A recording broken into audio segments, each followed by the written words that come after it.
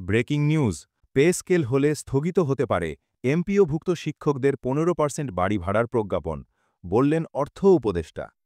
ভিডিওটি শুরু করার আগে বরাবরের মতো রিকোয়েস্ট, যে সকল সরকারি চাকরিজীবী ভিডিওটি দেখছেন দয়া করে ভিডিওতে লাইক দিয়ে এবং চ্যানেলটি সাবস্ক্রাইব করে ভিডিওটি আপনার সহকর্মীর কাছে শেয়ার করে দিন।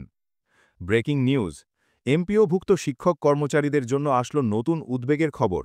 আজ দুপুরে অর্থ উপদেষ্টা এক জরুরি ব্রিফিংয়ে জানিয়েছেন, নতুন জাতীয় পে স্কেল ঘোষণা করা হলে এমপিওভুক্তদের জন্য ঘোষিত 15% বাড়ি ভাড়ার প্রজ্ঞাপন স্থগিত রাখা হতে পারে। তিনি বলেন, বর্তমান অর্থনৈতিক পরিবেশ, বাজেট ঘাটতি এবং বেতন সংক্রান্ত মোট ব্যয় একসঙ্গে বিবেচনায় নিতে হবে। এ কারণেই বাড়ি ভাড়া ভাতা সাময়িকভাবে থামিয়ে রাখার ভাবনা চলছে।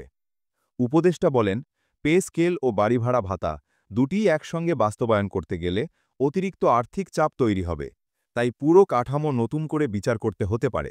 প্রয়োজনে 15% বাড়ি ভাড়া সংশোধন বা স্থগিত করার বিকল্পও খোলা রয়েছে। এ খবর ছড়িয়ে পড়তেই শিক্ষক সমাজে দেখা দিয়েছে নতুন উদ্বেগ। শিক্ষকেরা বলছেন, বাজারে নিত্যপণ্যের মূল্য বৃদ্ধি ও বাড়ি ভাড়ার অস্বাভাবিক চাপের মধ্যে 15% ভাতা ছিল তাদের একমাত্র স্বস্তি।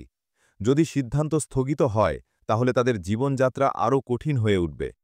শিক্ষক সংগঠনগুলো প্রতিক্রিয়া জানিয়েছে, পে স্কেল আসলে ভালো, কিন্তু তার সঙ্গে বাড়ি ভাড়া ভাতা থেমে গেলে শিক্ষকদের বাস্তব সমস্যার সমাধান হবে না। সরকারের উচিত উভয় সুবিধা সমন্বিতভাবে বাস্তবায়নের পথ খোঁজা। তবে অর্থ উপদেষ্টা আরও বলেন, চূড়ান্ত সিদ্ধান্ত এখনও হয়নি, বিষয়টি পর্যালোচনায় রয়েছে এবং শিক্ষক প্রতিনিধিদের সঙ্গে আলোচনাও চালানো হবে। তিনি আশ্বাস দেন যে শিক্ষকদের স্বার্থ রক্ষা করার চেষ্টা সরকার অবশ্যই করবে।